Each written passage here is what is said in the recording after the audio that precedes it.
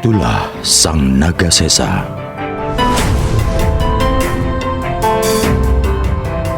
Ketika Syekh Siti Jenar dan Syekh Bentong baru saja melepas pengikut-pengikutnya yang ditugaskan menjadi pamancangah men-men, tanpa terduga-duga datanglah 3 orang pengikutnya secara hampir bersamaan. Yang pertama, Kiai Tapa Menjangan, Kepala Dukuh Lemah Abang di Kadipaten Kendal. Kedua, Ki Wujil Kunting, Kepala Dukuh Lemah Abang di Kadipaten Semarang. Ketiga, Ki Saridin, Kepala Dukuh Lemah Abang di Kadipaten Jepara. Mereka datang berurutan dengan membawa kabar yang sama. Di sejumlah desa baru di Kabupaten Kendal, Wirasari, Pengging, dan Lasem telah terjadi peristiwa aneh dan menggemparkan penduduk. Jika waktu candikala atau senja datang, bayi-bayi menangis panjang malam hingga pagi. Banyak di antara bayi-bayi itu kemudian jatuh sakit dan mati. Gadis-gadis yang belum balik secara berbarengan tidak sadarkan diri. Mereka menjerit-jerit dan kejang-kejang. Setelah sadar, mereka menuturkan bahwa tubuhnya telah dimasuki roh kakek dan neneknya. Sedangkan yang tidak sadar menjadi hilang ingatan. Gila, ibu-ibu muda banyak membunuhi bayinya tanpa sebab dan jelas. Anak-anak lelaki pun menunjukkan perilaku aneh. Tanpa sebab jelas, mereka mengomel, marah-marah, merusak barang-barang, dan bahkan menyerang orang-orang yang berada di dekatnya. Tidak peduli bapak, ibu, adik, atau kakek, semua diserang. Bahkan sejumlah laki-laki dewasa tanpa sebab yang jelas tiba-tiba menganiaya istri dan anak-anak mereka sampai mati. Pendek kata, semua orang ketakutan karena penganiayaan dan pembunuhan yang terjadi di dalam keluarga itu bisa mengenai siapa saja, kata Kiai Tapak Menjangan. Ki Saridin membenarkan penuturan Kiai Tapak Menjangan dan menambahkan, malah yang sedang marak di Wirasari adalah tawur antar desa. Rumah-rumah dibakar, lumbung-lumbung dibakar, pedati gerobak, wuluku, lesung, dan barang apa saja yang ditemui dibakar. Bahkan sawah-sawah pun dibakar. Penduduk tidak bersalah, tidak peduli orang tua, perempuan, dan anak-anak diburu-buru, dianiaya, dan dibunuh. Pendek kata, semua orang di sana tindakannya seperti orang kesurupan setan. Syekh Siti Jenar menarik nafas berat. Ia merasa perasaan aneh yang dialaminya belakangan ini yang membuatnya seolah-olah harus pergi meninggalkan gubuknya. Ternyata memang isyarat gaib yang diterimanya dalam kaitan dengan peristiwa bersifat adi duniawi sebagai dikabarkan ketiga pengikutnya tersebut. Syekh Siti Jenar makin yakin ketika tidak lama berbincang-bincang dengan pengikut-pengikut setianya itu. Datang pula ke gubuknya 2 pengikutnya yang lain, Ki Kakat Penjalin, Kepala Dukuh Lemah Abang di Pamotan, dan Kiai Menjangan Tumlaka, Kepala Dukuh Lemah Abang di Giri Kedaton. Mereka berdua menyampaikan kabar yang sama, yaitu tentang peristiwa aneh yang terjadi pula di Japan, Terung, dan Wirasaba. Di antara kabar tentang peristiwa aneh dari para pengikutnya itu, yang paling mengejutkannya adalah berita yang disampaikan Kiai Menjangan Tumlaka tentang amuk yang dilakukan yang di Pertuan Terung Raden Kusen. Menurut kabar yang didengarnya, penguasa Terung yang terkenal gagah, berani, dan jago perang itu suatu malam mengamuk seperti orang kerajingan setan. Ia menghunus keris pusakanya dan menikam putrinya sendiri hingga tewas. Para dayang dan prajurit yang menjaga keputren dibunuh semua. Belum puas dengan apa yang dilakukannya, putra Aryo Damar itu membakar keraton Keterungan dan semua bangunan di sekitarnya sampai rata dengan tanah. Bahkan dengan amarah yang masih berkobar-kobar, Raden Kusen memerintahkan prajuritnya untuk membuat tambak atau bendungan yang menutup aliran Bengawan Terung, dan setelah itu ia dan keluarga pindah ke Bubat. Menurut kabar yang kami dengar, amuk yang dilakukan oleh yang di Pertuan Terung itu terjadi akibat kekecewaan mendalam yang dialaminya setelah mengetahui putrinya yang bernama Mas Ayu Tunjung yang belum menikah dan dijaga ketat di keputren itu telah hamil, kata Kiai Menjangan Tumlaka.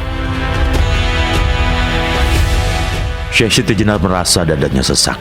Ia cepat menangkap kebenaran cerita bahwa peristiwa yang dialami Raden Kusen itu sejatinya tidak memiliki kaitan dengan peristiwa-peristiwa aneh yang baru saja dikabarkan oleh para pengikutnya. Ia sangat yakin tindakan amuk Raden Kusen adalah tindakan wajar bagi seorang penguasa Majapahit yang masih memegang kuat nilai-nilai lama saat mengalami kekecewaan dan dibakar api amarah. Celakanya peristiwa itu terjadi bertepatan waktu dengan maraknya kabar tentang peristiwa-peristiwa aneh di berbagai tempat. Karena itu, orang cenderung mengkaitkannya satu sama lain untuk mengingatkan para pengikutnya agar tidak terjebak pada cara berpikir otak-atik matuk. Syekh Siti Jenar bertanya kepada Kiai Tapak Menjangan, "Andai kata engkau, oh saudaraku, belum mengikuti ajaranku dan mengalami peristiwa seperti yang dialami oleh Adipati Terung, apakah yang akan engkau lakukan?" Kiai Tapak Menjangan, bangsawan asal Pajang yang menjadi kepala dukuh Lemah Abang di Kadipaten Kendal, dengan ucapan tegas berkata, "Tentu kami akan melakukan hal serupa dengan apa yang dilakukan Yang Mulia Adi Terung. Anak gadis kami yang memalukan itu tentu akan kami bunuh.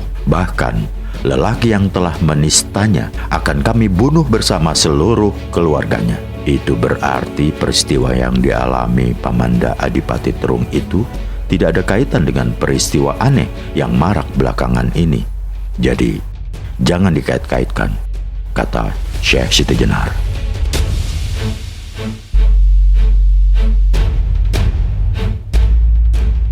Kami rasa apa yang Kanjeng Syekh ucapkan memang benar adanya, kata Kiai Menjangan Tumlaka. Kami pun berpikir seperti itu, tetapi peristiwa aneh dan kejadian menyedihkan di Terung itu telah menjadi bahan pembicaraan seru di kalangan penduduk. Orang-orang begitu ramai menggunjing keadaan mengerikan itu. Mereka bilang, semua kekisruhan itu akibat kutukan. Para janggan dan dukun menyatakan bahwa penduduk yang mendapat tanah bagian dari para adipati itu telah mendirikan bangunan-bangunan tanpa mengikuti ketentuan yang berlaku di kalangan perundagian, sehingga mereka terkena tulah Sang Naga Sesa.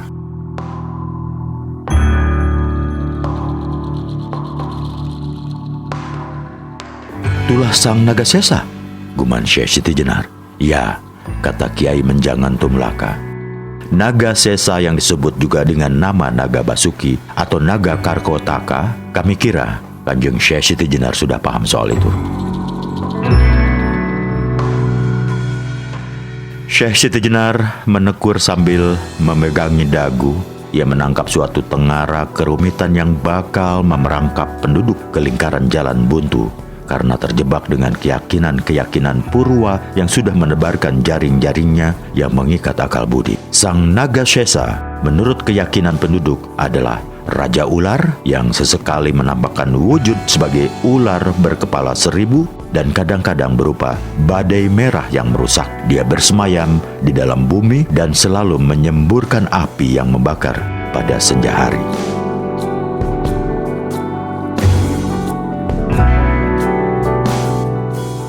Naga Sesa di dalam hasanah cerita Jawa adalah nama naga jelmaan Wisnu, Sang Basuki, yang bermakna penyelamat. Seiring perkembangan ilmu perundagian atau arsitektur yang menempatkan kepercayaan terhadap Sang Naga Sesa sebagai bagian dari ilmu tata letak tanah, maka penduduk Nusa Jawa meyakini keberadaan Raja Ular tersebut dalam kaitan dengan perundagian. Ketika peradaban Majapahit merosot, sistem pengetahuan itu berkembang menjadi sistem yang lebih luas yang mencakup pula pengetahuan tentang hari baik dan hari buruk yang intisarinya kira-kira seperti ini. Jika seseorang ingin selamat atau Basuki, hendaknya jangan berhadapan muka dengan Naga Basuki yang menyemburkan api membakar tiap senjakala.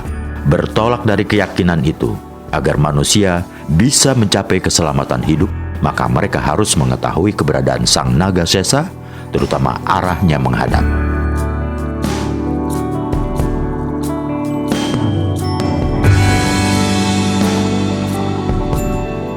Kepercayaan terhadap naga sesa pada masa kejayaan Majapahit memang berbeda dengan yang berkembang kemudian. Jika kaum cerdik cendikia pada masa kejayaan Majapahit, terutama para undagi, mengetahui tentang sistem pengetahuan tersebut dengan mengikuti petunjuk-petunjuk yang disampaikan oleh para guru suci berdasarkan Pustaka Rontal, Hasta Bumi, dan Wiswakarma.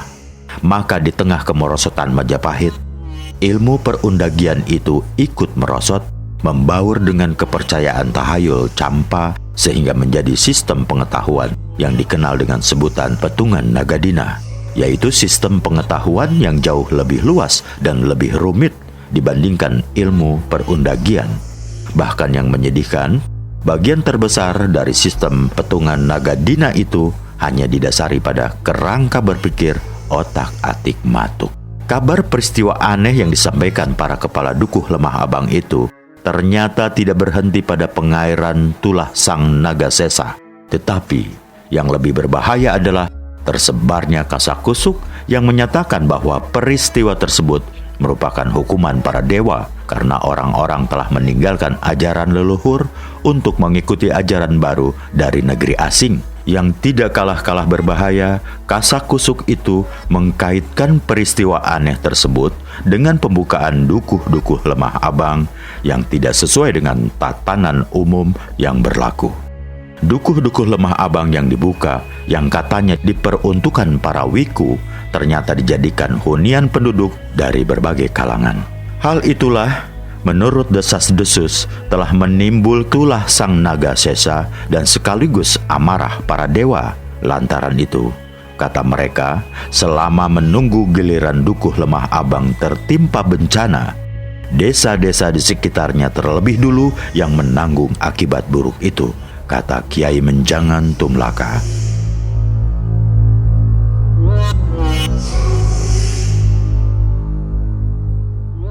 Syekh Siti Jenar menunduk memegangi kening.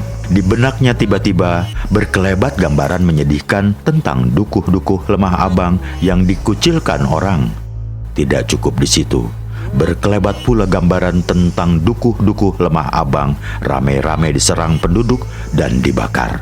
Di tengah gambaran kobaran api itu, berkelebat pula wajah para janggan dan dukun yang menghasut penduduk untuk membenci dan memusuhi warga dukuh lemah abang. Namun, kelebatan-kelebatan bayangan itu tidak lama memasuki benaknya.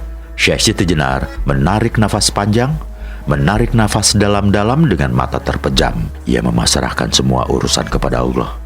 Ya Allah, semua kejadian baik dan kejadian buruk adalah mutlak berasal dari kehendak-Mu. Karena itu, kami pasrahkan semua kepadamu, katanya dalam hati.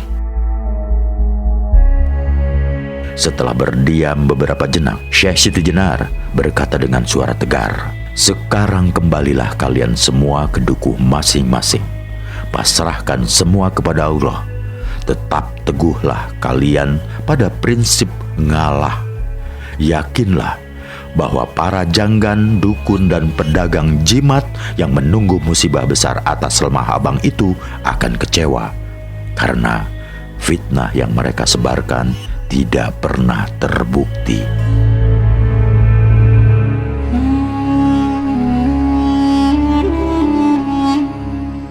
Sadar peristiwa aneh yang tidak terduga itu bakal menjadi petaka besar bagi perubahan yang sedang dirintisnya, Syekh Siti Jenar buru-buru pergi ke Caruban untuk menemui Sri Mangana dan ibunda asuhnya. Ia ingin meminta petunjuk mereka tentang apa yang harus dilakukannya dengan peristiwa-peristiwa aneh yang dialami penduduk Wirasari, Lasem, Pengging, Japan, Terung, dan Wirasaba. Secara kebetulan, saat Syekh Siti Jenar datang, Sri Mangana dan Permaisuri sedang memperbincangkan masalah tersebut dengan Raden Sepat, Ki Warwanggang, Ki Tameng, Ki Tedeng, dan Ki Sukawiyana. Raden Sepat adalah undagi termasyur dari Majapahit yang dikirim Adipati Terung untuk membantu perluasan Tajuk Agung Caruban. Dari Raden Sepatlah kabar tentang peristiwa aneh di Japan, Terung, dan Wirasaba itu sampai ke Caruban.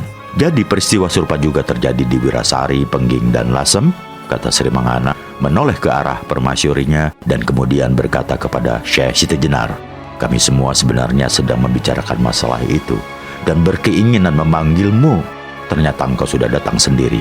Jadi, biarlah ibundamu yang akan menjelaskannya karena dia tahu banyak tentang masalah itu. Sesungguhnya apa yang terjadi dengan peristiwa aneh itu? Oh, Ibunda Ratu, kalau melihat gelagatnya dan penjelasan dari Yang Mulia Raden Sepat, penduduk yang tinggal di pemukiman baru itu terkenal tulah Sang Naga Sesa, Sangkala Raja, Sangkala Greha, karena mereka telah melanggar tempat-tempat terlarang. Kata Nyi Indang Gelis, melanggar tempat-tempat terlarang? Guman Syekh Siti-Jenar, apakah yang ibunda maksud peristiwa itu berkaitan dengan tempat-tempat khusus seperti Balai Pancarsi, Balai Panangkilan, Balai Cakrawarti, dan Balai Kepeningan di suatu tempat? Tepat seperti itu. Orang-orang Islam baru atau mu'alaf yang tidak paham tentang Wisma Karma Maja Tatwa dengan semau-maunya membuka pemukiman baru, bahkan membangun rumah di atas lambang atau bangunan lain secara sembarangan tanpa melakukan upacara prascita atau penyucian. Akhirnya mereka menjadi batang akrab dan berada dalam keadaan yang berbahaya. Kalau sudah begitu, yang disalah-salahkan adalah agama Islam dan terutama ajaranmu yang membuat orang-orang menjadi liar dan tidak tahu aturan, katanya Indang Gelis.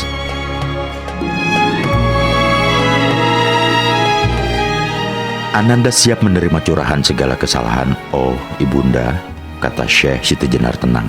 Namun apa yang Ananda lakukan, menurut hemat Ananda, tidak mungkin menimbulkan keanehan-keanehan seperti itu. Karena sebelum Ananda membuka dukuh-dukuh Lemah Abang, Ananda sudah bertemu dengan para penghuni Purwanusa Jawa, yaitu para buta dan kala dari antara Banu Aljan. Kami sudah mengadakan kesepakatan dengan mereka dan sepengetahuan Ananda, mereka tidak mungkin cedera janji seperti manusia.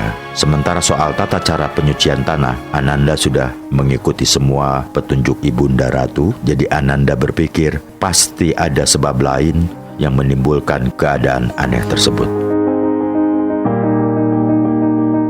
Apakah engkau benar-benar melakukan penyucian tanah dengan upacara pracista seperti yang aku ajarkan? Ananda sudah melakukan semua petunjuk Ibunda Ratu. Karena itu, dukuh-dukuh Lemah Abang yang diniatkan sebagai jajar lemah atau tanah yang boleh ditempati semua kalangan tetap terhindar selamat dari peristiwa aneh tersebut. Bahkan sesuai keinginan Ibunda untuk membuat tawar daya sakti, kesetra-kesetra dan tempat-tempat pemujaan Pratiwi, Ananda telah pula melakukan penyucian tanah yang disebut Bumi Sodana dan Buta Sudi, dan tentu saja ditambah usaha batin Ananda agar apa yang Ibunda Ratu inginkan itu dapat Ananda penuhi. Mohon maaf Tuan Syekh, Raden Sepat menyelah. Apakah dalam penyucian tanah itu Tuan menggunakan sarana jimat yang dirajah aksara Ah dan Ang yang dipadukan menjadi satu? Sebab sesuai petunjuk Wisma Tatwa, semua bangunan yang berdasarkan Widiwidana harus memakai sarana jimat lambang perempuan dan laki-laki yang disatukan dan ditanam di bawah hulu bangunan. Syekh Siti-Jenar tersentak kaget mendengar pertanyaan Raden Sepat. Cakra jiwanya yang semula tertutup kabut tiba-tiba bersinar cemerlang bagai ditimpa matahari. Kemudian dengan suara lain, ia berkata, "Kami sudah melakukan itu semua, Yang Mulia. Namun kami jadi sadar bahwa justru disitulah letak masalah yang sesungguhnya hingga timbul berbagai masalah aneh sekarang ini." Apakah Tuan Syekh menggunakan sarana jimat batu merah, emas, perak, atau tembaga? Ketika kami menutup kabumian di Caruban yang kami tanam sebagai lambang aksara Ah dan Ang adalah lingga dari puncak gunung Pulasari dan Yoni yang dipuja di Kabumian.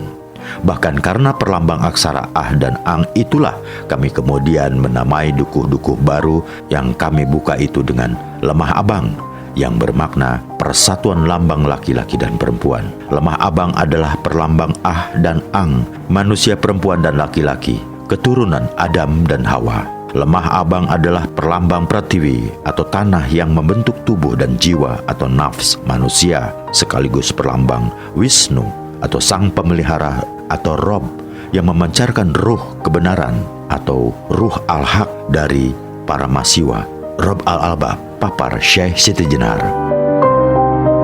Kami paham itu Tuan Syekh, tetapi maksud kami, sarana jimat apakah yang Tuan gunakan untuk ditanam di bawah hulu bangunan?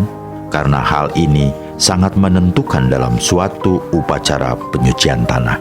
Kami tidak mengikuti aturan yang lazim, Yang Mulia, kata Syekh Siti Jenar menjelaskan. Karena yang kami sucikan bukan sepetak atau 2 petak tanah, melainkan tanah senusa Jawa, tanah Majapahit dan Pasundan. Bahkan di balik itu, kami ingin menutup kesetra-kesetra dan tempat-tempat pemujaan sang bumi yang meminta korban manusia dengan cara membuat tawar daya sakti dari tempat-tempat tersebut. Kami sudah mengikat suatu perjanjian dengan Ibunda Pratiwi, sang bumi. Itu sebabnya kami tidak menggunakan sarana jimat yang lazim. Jika boleh tahu, sarana apakah itu? Tanya Raden Sepat makin penasaran. Darah dan keakuan kami. Maksudnya? Pertama-tama, di setiap dukuh lemah abang yang kami buka, kami harus menumpahkan darah sebagai ganti bagi korban-korban yang selama ini dijadikan persembahan di situ. Karena itu sesuai jumlah dukuh lemah abang yang kami buka, seperti itulah jumlah luka bekas sayatan yang ada pada tubuh kami, kata Syekh Siti Jenar sambil menyingsingkan lengan jubahnya dan menunjukkan bekas luka sayatan yang menghiasi lengannya bagai ukiran. Semua mata memandang lengan Syekh Siti Jenar sambil menggelengkan kepala.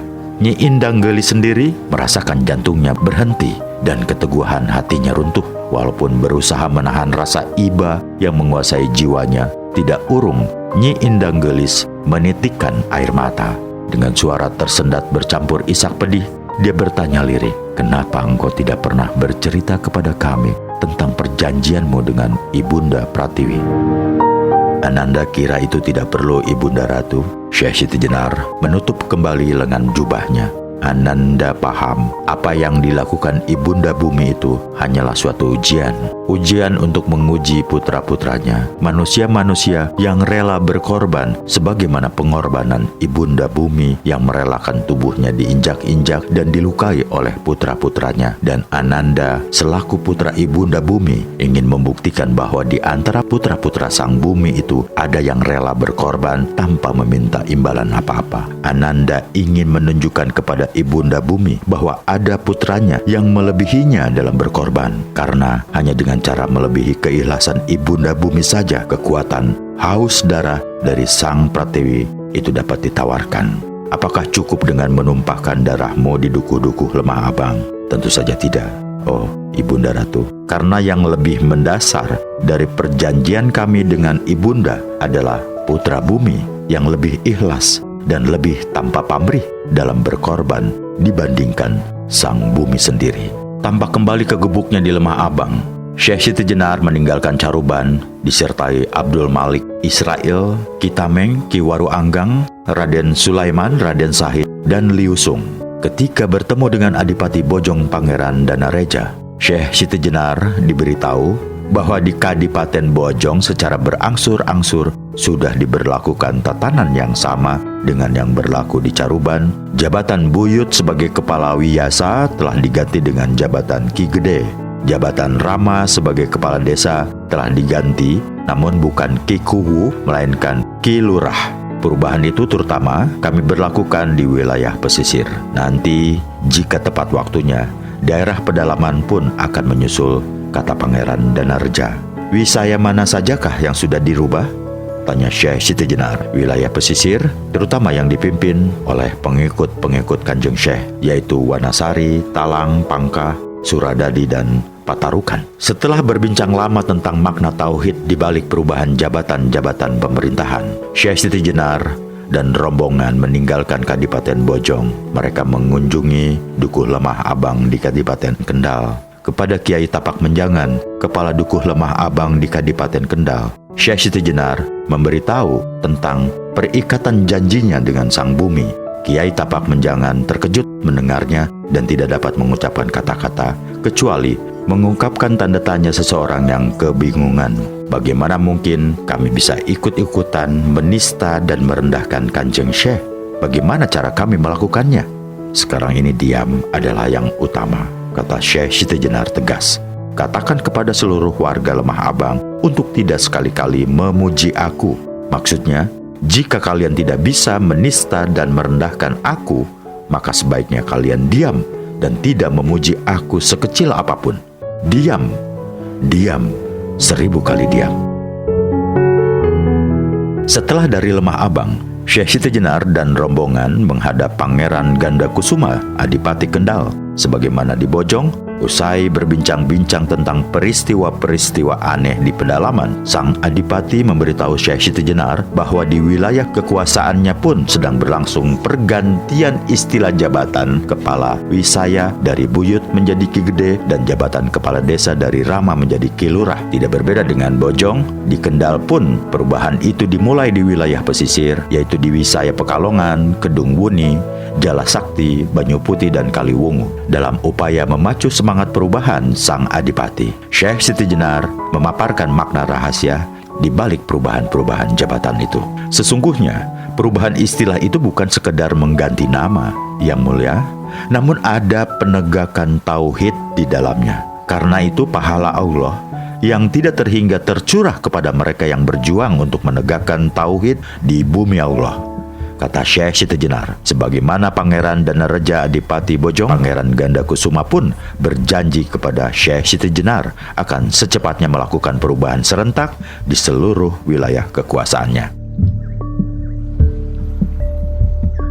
Ketika singgah di pelabuhan Samarang, Syekh Siti Jenar mendapati kenyataan yang sama dengan di Bojong dan Kendal, yaitu terjadinya pergantian istilah jabatan pemerintahan. Sementara itu, selain mendapati orang-orang ramai membicarakan peristiwa aneh di Wirasari, Pengging, Kendal, dan Lasem, Syekh Siti Jenar juga memperoleh kabar dari para pelaut bahwa di Japara saat itu sedang dibangun pabrik mesiu dan pengeceran bedil besar, atau Jawa kunonya adalah meriam, yang dikerjakan oleh orang-orang Cina ahli senjata asal Palembang, Terung, dan Lawe, ditambah orang-orang asal Kerala di pantai Malabar yang disebut bedil besar adalah sejenis gurnita, namun bahan yang digunakan dari besi atau perunggu. Sebutan bedil sendiri berasal dari kata wedil, yaitu istilah yang digunakan oleh orang-orang Kerala. Senjata bedil dan bedil besar sudah digunakan barang 100 tahun silam oleh orang-orang Majapahit yang membelinya dari pedagang-pedagang India. Sebelumnya, pedagang-pedagang India membeli senjata-senjata api tersebut dari saudagar-saudagar Turki. Kira-kira 50 tahun silam, usaha membuat bedil besar dilakukan untuk kali pertama oleh Aryo Damar Adipati Palembang dengan dibantu ahli-ahli mesio Cina Palembang dan orang-orang Kerala. Usaha membuat bedil besar memang dimungkinkan karena tekniknya jauh lebih sederhana dibandingkan bedil yang rumit. Sayang, sejumlah bedil-bedil hasil pengecoran di Palembang itu belum sempurna, meledak saat dicoba dan menelan korban jiwa. Meski begitu, Aryo Damar berhasil membangun pabrik mesio besar di sana. Ketika Raden Sahun, putra Aryo Damar, menjadi Adipati Semarang, dibangunlah pabrik pengecoran logam di situ dengan bantuan orang-orang Persia dan Turki yang bermukim di Kerala. Samarang itulah bedil-bedil berhasil disempurnakan dengan pasokan mesio dari Palembang. Sejak itu, bedil-bedil besar buatan Samarang diperdagangkan ke berbagai negeri seperti Pasai, Kedah, Malaka, Aceh, Tamiang, bahkan Siam dan Pegu. Namun demikian, alasan kekuasaan keturunannya, Aryo Damar melarang penjualan bedil-bedil dan mesio kepada orang Majapahit dan Sunda. Itu sebabnya orang-orang Majapahit tetap membeli bedil besar dari saudagar-saudagar India dengan harga yang sangat mahal. Bahkan di tengah kemelut perebutan tahta, Raja Majapahit tidak mampu lagi membeli bedil besar. Karena kebijakan Aryo Damar seperti itu, keberadaan bedil besar banyak didapati orang di Kadipaten Samarang, Demak, Madura, dan Terung, tempat putra-putranya menjadi penguasa. Di tengah kekacauan yang berlangsung tidak kunjung henti di ibu kota Majapahit, hampir seluruh bedil-bedil milik kerajaan dikuasai oleh Raden Kusen, Adipati Terung. Itu sebabnya di antara penguasa-penguasa Majapahit, kekuatan tempur yang dimiliki Kadipaten Terunglah yang paling kuat, karena selain memiliki pasukan gurnita, juga memiliki pasukan bedil besar dan bedil. Di berbagai medan tempur, termasuk dalam peperangan dengan Patih Mahodara, selalu saja pihak Terung memperoleh kemenangan.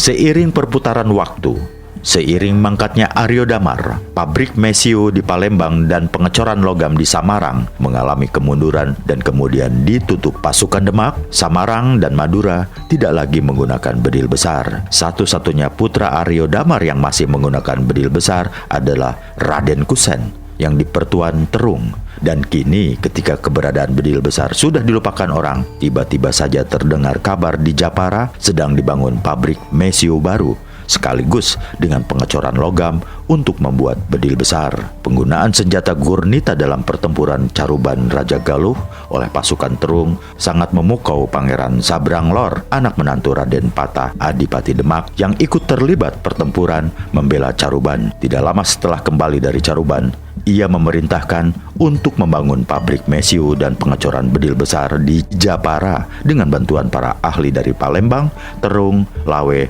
dan Kerala. Kabar pembangunan pabrik Mesiu dan pengecoran bedil-bedil besar di Japara bagi Syekh Siti Jenar merupakan tengara yang mengisyaratkan pertumpahan darah antar manusia di masa depan bakal lebih dahsyat dibanding masa-masa sebelumnya. Penggunaan senjata gurnita untuk menembaki kuta Raja Galuh sehingga bangunan-bangunan, pagar kuta, pohon-pohon, manusia, marga satwa habis terbakar paling tidak adalah sebuah gambaran kebinasaan yang sempat mencengangkan Syekh Siti Jenar. Padahal kerusakan yang diakibatkan oleh bedil besar tentu jauh lebih dahsyat dibanding gurnita, apalagi dibanding senjata-senjata jenis manjanik atau pelontar api. Kini, senjata yang dahsyat itu, bedil besar, malah dibuat secara besar-besaran di Japara. Itu berarti zaman kerusakan akibat datangnya pasukan Dajjal yang disebut Yajuj wa Majuj, sang perusak yang membawa senjata-senjata penyembur api, telah dekat zaman Yajuj wa Majuj. Dengan bala tentaranya yang berkeliaran merusak bumi telah dekat, katanya dalam hati. Ketika membayangkan kedatangan bala tentara Yajuj wa Majuj yang ganas, yang melengkapi diri dengan senjata-senjata penyembur api, tiba-tiba Syekh Siti Jenar tercekat kaget. Di benaknya membayangkan bangunan-bangunan peracikan Mesiu dan pengecoran bedil-bedil besar di bumi Japara. Jika orang-orang Japara membuat bedil besar, batinnya apakah itu tidak mengandung makna bahwa mereka pun pada hakikatnya ikut andil dalam upaya merusak bumi? Karena penanda utama dari keberadaan Yajuj wa Majuj adalah kawanan manusia yang menggunakan senjata penyembur api untuk menghancurkan bumi dan merampas kehidupan umat manusia. Dengan pemikiran bahwa senjata-senjata yang disebut bedil besar adalah senjata penghancur yang digunakan, Yajuj wa Majuj menggelayuti jiwanya saat mengingat prajurit-prajurit Japara yang gagah perkasa di medan tempur. Ia sangat menyayangkan bakal hilangnya jiwa satria dari pejuang-pejuang itu jika senjata bedil besar digunakan. Tanpa sadar, ia menengadah dan mengangkat tangan berdoa, "Ya Allah, jangan Engkau golongkan putra-putra kami ke dalam kawanan Yajuj wa Majuj perusak bumi. Jangan pula Engkau jadikan putra-putra kami sebagai kawanan pembawa senjata penyembur api. Jangan Engkau berikan putra-putra kami kemenangan jika mereka menggunakan senjata-senjata penyembur api. Jadi, jadikanlah mereka sebagai umat yang membawa rahmat bagi alam semesta." Karena tidak ingin terkena pengaruh daya setani senjata penyembur api, senjata yang digunakan Yajuj wa Majuj untuk merusak kehidupan di muka bumi. Usai berdoa, Syekh Siti Jenar meminta tukang perahu cepat-cepat meninggalkan Kadipaten Samarang tanpa singgah ke Demak maupun Japara. Ia meminta tukang perahu langsung ke pelabuhan Gresik kepada salah seorang warga Lemah Abang yang mengirim pesan kepada Ki Saridin, kepala dukuh Lemah Abang di Kadipaten Japara, agar mengingatkan semua warganya untuk tidak dekat-dekat dengan orang-orang yang terlibat dalam pembuatan pabrik Mesiu dan pengecoran bedil besar.